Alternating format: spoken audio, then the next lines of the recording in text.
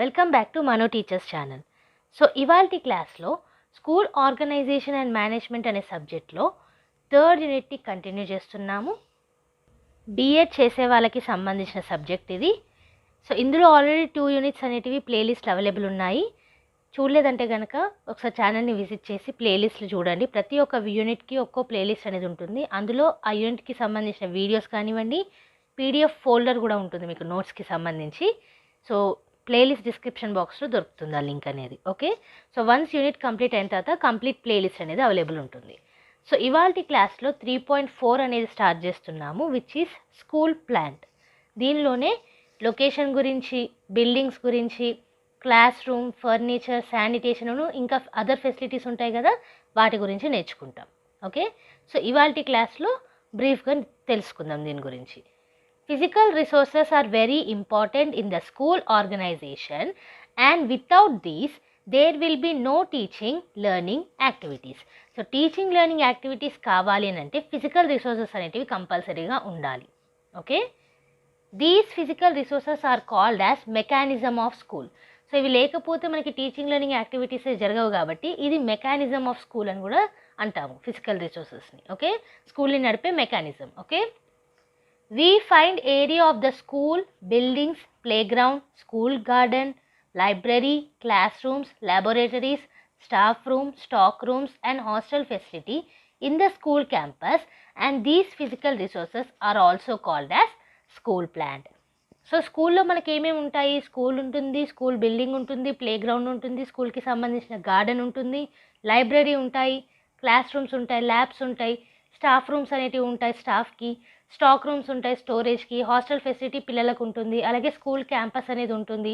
So ఇవన్నీ కూడా school plant కిందకు వస్తాయి, ఫిజికల్ రిసోర్సెస్ అన్నమాట. ఓకే, ఇంకా చూసుకుంటే the school invariably depends on the physical resources for the effective transaction of curricular, co-curricular and other programs like different creative activities and innovative programs in the school. So school అనేది ఈ physical resources మీద depend అవుతుంది effective transaction of నాలెడ్జ్కి. Okay, so దాంట్లో curricular కానివ్వండి, co curricular కానివ్వండి, other programs కానివ్వండి involve అయి ఉంటాయి. దాంట్లోనే క్రియేటివ్ యాక్టివిటీస్, ఇన్నోవేటివ్ ప్రోగ్రామ్స్, కొత్త కొత్త ప్రోగ్రామ్స్ అనేటివి కూడా ఉంటాయి అన్నమాట. ఓకే, ఇంకా చూసుకుంటే according to Winston Churchill the importance of school plant is that we shape our buildings in the beginning and ultimately they shape us. So ఈ ఫిజికల్ రిసోర్సెస్ అనేటివి టీచింగ్ లెర్నింగ్ యాక్టివిటీస్లో చాలా ఇంపార్టెంట్ కాబట్టి విన్స్టన్ చర్చిల్ గారు ఏమన్నారు, మనం బిల్డింగ్స్ని first కడతాము, అవి మనల్ని షేప్ చేస్తాయి తర్వాత. ఓకే, అనేది విన్స్టన్ గారి కాన్సెప్ట్. ఓకే, నెక్స్ట్ చూసుకున్నట్టయితే స్కూల్ ప్లాంట్, దాని యొక్క importance. If a school is well equipped with good school plant, the children interest in education, their physical and mental development will take place and they become fit with good health. ఒకవేళ school plant అనేది కరెక్ట్గా ఉంటే, class rooms కానివ్వండి, library కానివ్వండి, labs కానివ్వండి, ఇలాంటివి కరెక్ట్గా ఉంటే పిల్లలు ఫిజికల్గా, మెంటల్గా అండ్ ఎడ్యుకేషన్ పరంగా ఇంట్రెస్ట్ అనేది పెరుగుతుంది అండ్ గుడ్ హెల్త్ కూడా ఉంటుందన్నమాట. ఓకే, సో ఇంకా కొన్ని పాయింట్స్ అనేవి ఇవ్వడం జరిగింది, అవేంటో చూద్దాం. First point is it helps teacher to work with enthusiasm and dedication. School plant కరెక్ట్గా ఉంటే టీచర్కి ఎంతూసియాజం అంటే ఎక్సైట్మెంట్ తోటి అండ్ డెడికేషన్ తోటి వర్క్ చేయడానికి ఈజీగా ఉంటుంది. అలాగే parents feel safe for good environment కరెక్ట్గా ఉంటే స్కూల్ది, అది కూడా స్కూల్ ప్లాంట్ కిందకు వస్తుంది. సో పేరెంట్స్కి కూడా సేఫ్ అనిపిస్తుంది అనమాట. For qualitative education and all facilities, qualitative education, quantitative కాదు, క్వాలిటేటివ్ ఎడ్యుకేషన్ అనేది కూడా స్కూల్ ప్లాంట్ మీద డిపెండ్ అయి ఉంటుంది అండ్ అన్ని ఫెసిలిటీస్ అనేటివి కూడా ఉంటాయి. Okay, it is physical shape to interest, values, goals and objectives of the school. School యొక్క ఇంట్రెస్ట్ కానివ్వండి, గోల్స్ కానివ్వండి, ఆబ్జెక్టివ్స్కి కానివ్వండి, ఫిజికల్ షేప్ ఏంటి? School plant. It boost competencies and skills of teachers. Okay, abilities కానివ్వండి, స్కిల్స్ కానివ్వండి టీచర్స్కి ఉంటాయి కదా, వాటిని ఇంకా పెంపొందిస్తుంది. Effective learning takes place. School plan మంచిగా ఉంటే ఎఫెక్టివ్ లెర్నింగ్ అనేది జరుగుతుంది. Child improves physically, mentally and spiritually కూడా. ఓకే, ఫిజికల్గా గ్రోత్ పరంగా, మెంటల్లీ గ్రోత్ పరంగా, స్పిరిచువాలిటీలో కూడా ఇంప్రూవ్ అవుతారు. Good citizens with good values are formed. So values అనేటివి కూడా ఇంక్రీజ్ అవుతాయి. ఓకే, సో నెక్స్ట్ చూసుకున్నట్టయితే school campus. It plays an important role for effective administration of school activities, and school should be provided with minimum facilities like school campus, classrooms, lighting, ventilation, playground, games and sports, libraries, labs, drinking water, toilets for girls and boys, school garden, etc. School క్యాంపస్లోనే ఇవన్నీ provide చేయాలి. అంటే school ఉన్న ఈ వరండా area ఏదైతే ఉంటుందో దాన్ని స్కూల్ క్యాంపస్ అంటారు.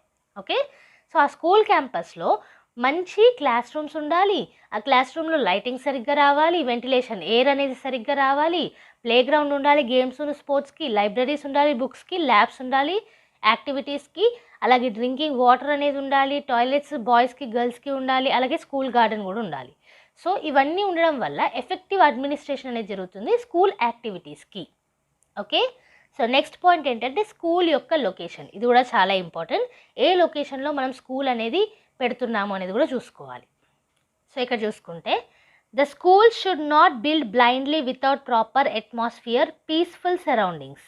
సో పీస్ఫుల్ సరౌండింగ్స్ ఉన్న దగ్గరే స్కూల్ అనేది మనం నిర్మించాలి. ప్రాపర్ అట్మాస్ఫియర్ లేని దగ్గర స్కూల్ కట్టకూడదు. Okay, the location should be taken according to the needs and development of school. ఫర్దర్గా కూడా స్కూల్ డెవలప్ అయ్యేలాగా లొకేషన్ని మనం తీసుకోవాలి. ఓకే, సో ఇందులో పాయింట్స్ వైజ్గా చూసుకున్నట్టయితే గుడ్ లొకేషన్ అండ్ సరౌండింగ్స్ ఉండాలి. అంటే పీస్ఫుల్ అట్మాస్ఫియర్, చుట్టూ పీస్ అనేది ఉండాలి, ఎక్కువ ట్రాఫిక్ ఇట్లాంటివి ఉండకూడదు అనమాట.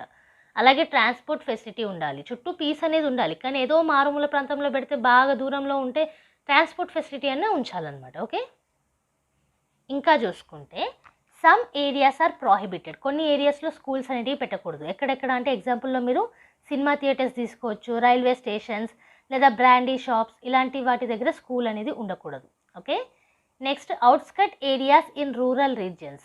సో రూరల్ రీజియన్స్లో అవుట్స్కట్ ఏరియా. అలాగే according to ribbon schools should be near to roads and highways, then school zone should be displayed boards పరంగా. అంటే ఒకవేళ స్కూల్స్ అనేటివి రోడ్స్ దగ్గర హైవేస్ దగ్గర ఉంటే స్కూల్ బోర్డ్స్ అనేటివి కంపల్సరీగా పెట్టాలి.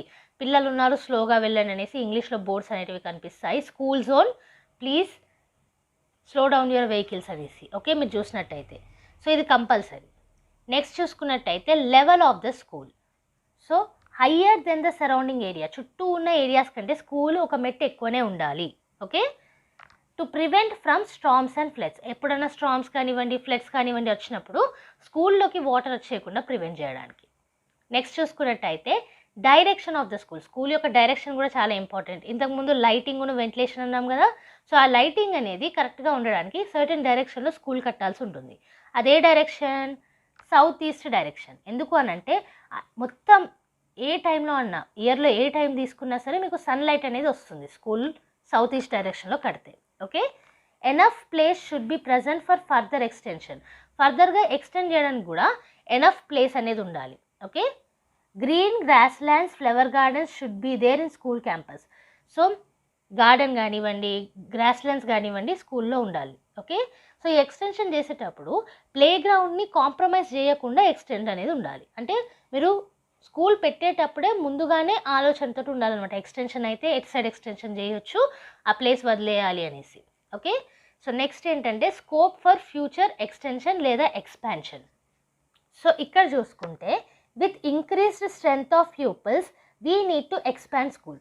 సో మోస్ట్లీ స్కూల్ ఎందుకు ఎక్స్పాండ్ చేస్తారు? ఎక్కువ స్ట్రెంగ్త్ అనేది వస్తే ఎక్స్పాండ్ చేస్తారు. Okay, but it should not effect play ground and school garden. ఇంతకుముందు చెప్పాను కదా, ప్లే గ్రౌండ్కి కానీ స్కూల్ గార్డెన్కి కానీ ఇది ఎఫెక్ట్ పడొద్దు. వాటిని తీసేసి బిల్డింగ్స్ కట్టుడు కాదు, అవి ఉండంగానే ఎక్స్టెండ్ చేసేలాగా ఉండాలి. While selecting area all this future needs should be consider. అందుకే ముందుగానే మీరు స్కూల్ పెట్టే ముందే ఇవన్నీ చూసుకోవాలి. నెక్స్ట్ చూసుకున్నట్టయితే ఏరియా ఆఫ్ ద స్కూల్. ఈ ఏరియా ఆఫ్ ద స్కూల్ దేని మీద డిపెండ్ అవుతుంది అంటే టైప్ ఆఫ్ స్కూల్. మీరు గురుకుల పెడుతున్నారా, ప్రైమరీయా, అప్పర్ ప్రైమరీయా, సెకండరీయా, రూరల్ ఏరియాలోనా, అర్బన్ ఏరియాలోనా అనేది చూసుకోవాలి.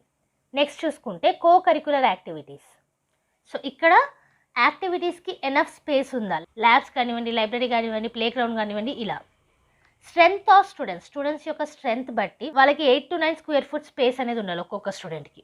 ఓకే, సో నెక్స్ట్ చూసుకున్నట్టయితే physical features of the space. All areas cannot provide same space for schools. So అన్ని ఏరియాస్లో ఈక్వల్ స్పేస్ అనేది మనం ప్రొవైడ్ చేయలేం స్కూల్స్కి. ఫర్ సపోజ్ మౌంటైన్ ఏరియాస్ ఉన్నాయి, రాకీ ఏరియాస్ ఉన్నాయి, ఇక్కడ కొంచెం కష్టం అవుతుంది.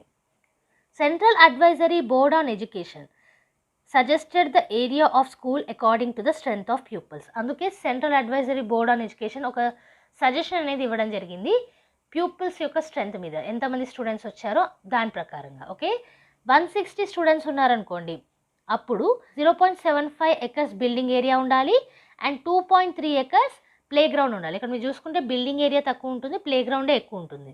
ఓకే, సో నెక్స్ట్ చూసుకుంటే 320 పీపుల్ వచ్చారనుకోండి స్టూడెంట్స్, 1 ఎకర్ బిల్డింగ్ ఏరియా ఉండాలి, 4 to 5 ఎకర్స్ ప్లే గ్రౌండ్ ఉండాలి. 480 స్ట్రెంత్ ఉందనుకోండి, 1.5 ఎకర్స్ బిల్డింగ్ ఏరియా ఉండాలి, 6.7 ఎకర్స్ ప్లే గ్రౌండ్ ఉండాలి. సో ఇది ఇచ్చిన advice. Okay, so this is about the school location. Next ఇప్పుడు స్కూల్ బిల్డింగ్స్ గురించి చూద్దాం. School buildings are very important and used for various purposes. School buildings కూడా చాలా important. సరైన బిల్డింగ్ లేకపోతే ఎక్కడ చెప్తాం చదువు. Okay, in modern days construction are built scientifically with long life, better atmosphere, uniqueness. ఇప్పుడు చూసుకున్నట్టయితే లాంగ్ లైఫ్ ఉండేలాగా, బెటర్ ఎక్స్పీరియన్స్ వచ్చేలాగా, యూనిక్నెస్ ఉండేలాగా బిల్డింగ్స్ అనేటివి కడుతున్నారు సైంటిఫికల్గా engineers. Okay, construction of buildings takes time, effort and money. ఇది మనకు తెలిసిందే. ఇల్లు కట్టాలన్నా, ఏ కన్స్ట్రక్షన్ చేయాలన్నా టైం అనేది తీసుకుంటుంది, ఎఫర్ట్ అనేది తీసుకుంటుంది, మనీ అనేది తీసుకుంటుంది. Hence while constructing school buildings all these should be considered. So school కట్టక ముందు ఎంత టైంలో కట్టాలనుకుంటున్నాం, ఎంత ఎఫర్ట్ అనేది మనం ఇవ్వాలి, అది ఇవ్వగలమా లేదా, మనీ అనేటివి మన దగ్గర ఉన్నాయా లేదా ఫండ్ పరంగా, సో ఇవన్నీ కూడా ఆలోచించాలి. Experts suggestions is required.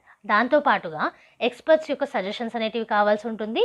And అలాగే norms and other things are taken care according to standards by government. Government ఇచ్చిన standards and norms and rules ఉంటాయి కదా, వాటిని కూడా కన్సిడర్ చేయాల్సి ఉంటుంది స్కూల్ బిల్డింగ్ కట్టే ముందు.